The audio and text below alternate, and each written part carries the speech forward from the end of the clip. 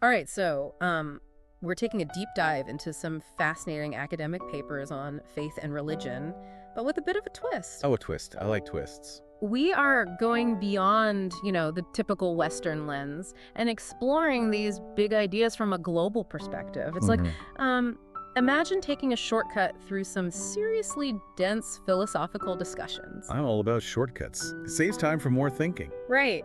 We're going to uncover some unexpected insights along the way and maybe even bump into some, well, head-scratching contradictions. Contradictions, those are my favorite. Always a good sign you're onto something interesting. Totally. And one of the first things that jumped out from these sources is how for a long time the philosophy of religion was really just the philosophy of Christianity. It's true. It's like everyone else's faith traditions got left out of the conversation. Yeah, it really makes you wonder how much our understanding of faith, revelation, even the afterlife, is influenced by, well, the cultural lens we're used to looking through. And these sources want to shake that up a bit. Time for a new perspective. I'm all for it. Right, so they're bringing in voices from Buddhism, Hinduism, Islam, Judaism, a whole global mix to get a more well-rounded conversation going. It's about time.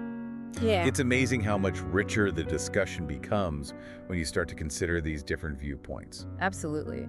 And one concept that really stood out to me was how even the idea of omniscience, a deity, knowing absolutely everything gets complicated when you look at it from different angles. Oh yeah, it's not as simple as it seems, is it? Take Buddhist texts, for example. What do they say?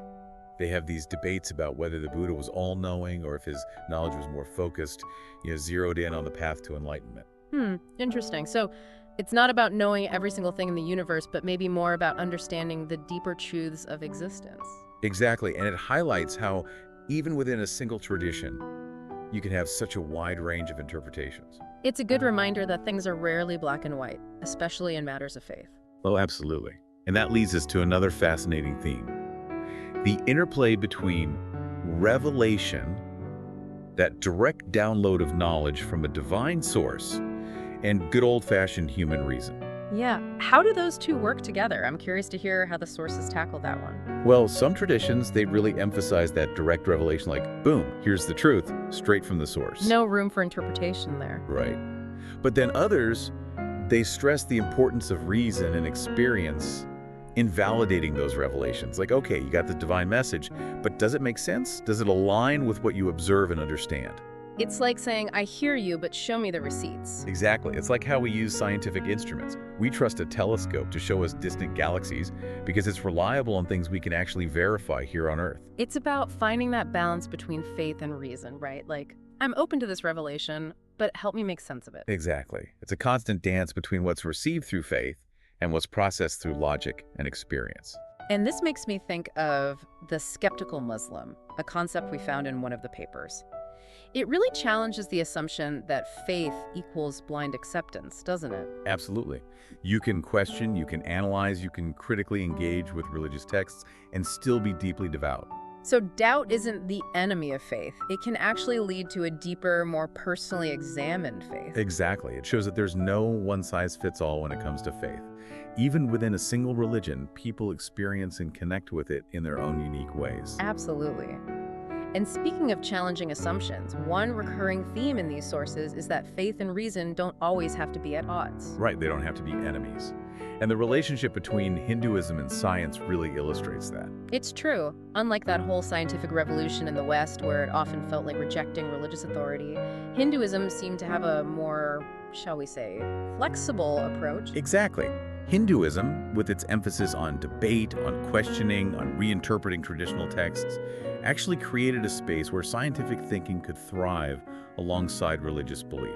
So instead of seeing faith and reason as these two forces battling it out, there was a sense that they could coexist and maybe even learn from each other. Precisely. And, this leads us to another fascinating concept, that these sources delve into rebirth.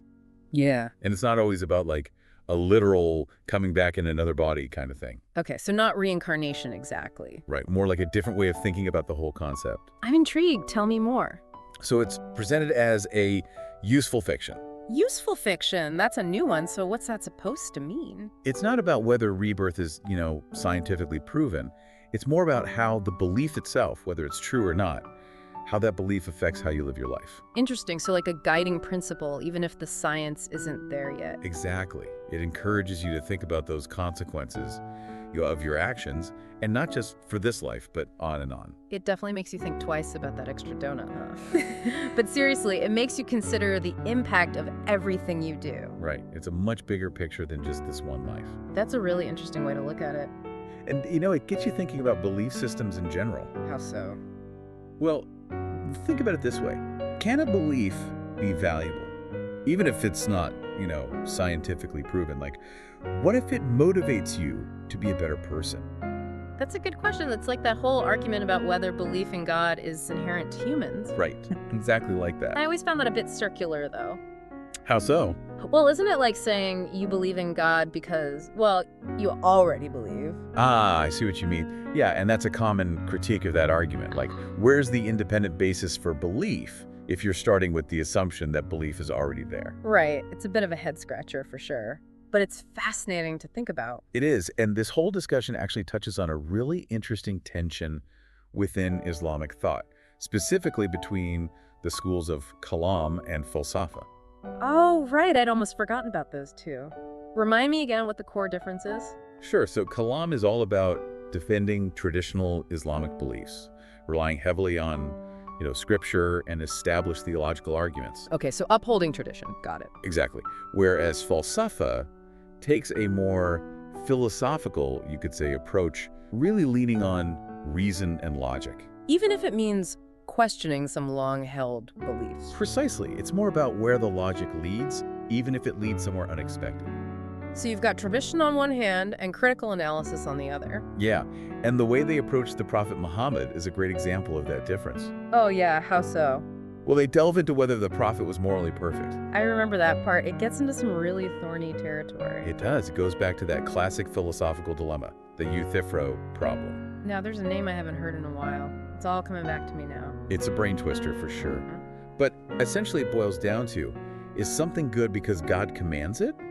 Or does God command it because it's inherently good? Right, right. And if God defines what's good, then couldn't he just, change his mind? Exactly. And that's a tough one for people who see morality as solely based on divine will. Yeah, because then right and wrong become kind of arbitrary. And this debate, between Kalam and Falsafa, it's not just some abstract theological thing. So it has real-world implications. How so? It influences how people view ethics, morality, those core values. It makes you think about the foundation of your own moral compass. Absolutely.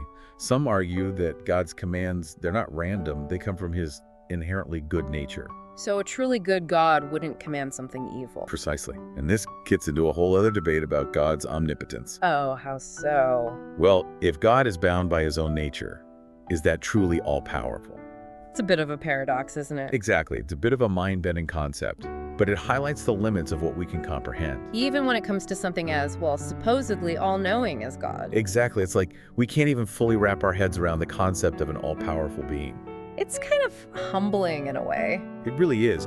And, this ties into the whole relationship between science and religion, which pops up quite a bit in these sources. Right, like we were discussing earlier with Hinduism, that more open approach. Exactly. And it makes you wonder how people in their everyday lives, not theologians or philosophers, how do they navigate these questions where faith and science intersect?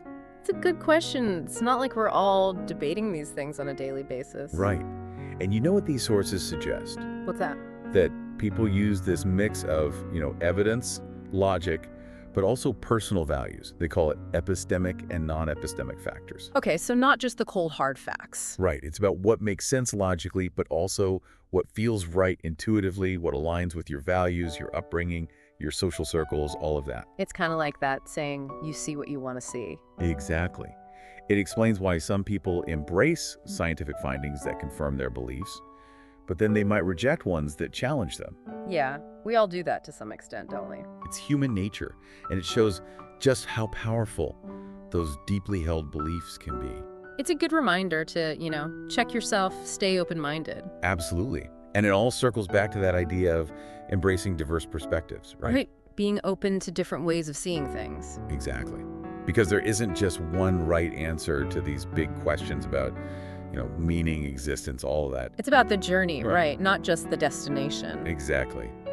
And you might be surprised by what you discover along the way.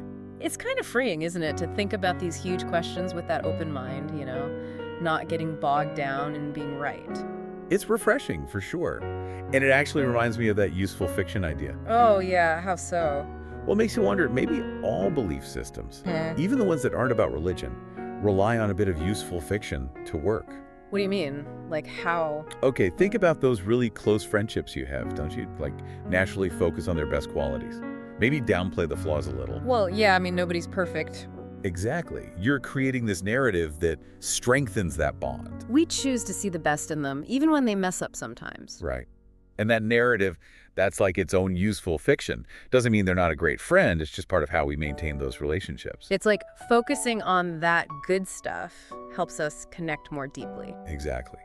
And it shows how powerful those beliefs can be.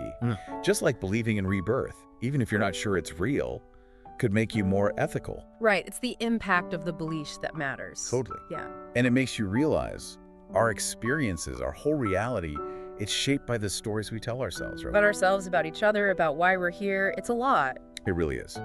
Maybe the real question isn't what's true, but more like what happens because we believe something is true. Whoa, that's deep. So after this deep dive into, the whole world of faith, what would you say is the biggest takeaway? I think it's this. The more we open up to different perspectives, the deeper our understanding of faith, any faith, becomes. It's like we took a trip around the world, saw all these different ways people approach these huge questions. Right. And you know what we often find? What's that? More common ground than we expect. We share values. We ask the same questions about life. And I think deep down, we all want that sense of meaning. So even with different religions, different cultures, there's that shared human experience. Absolutely. We're all searching for something, trying to figure this whole life thing out. It feels like the perfect place to wrap things up. For everyone listening, don't stop exploring these ideas. Right. Read, talk to people, and don't be afraid to question what you think you know. You never know what you might discover about the world, even about yourself. That's all for this deep dive, everyone. Until next time, stay curious.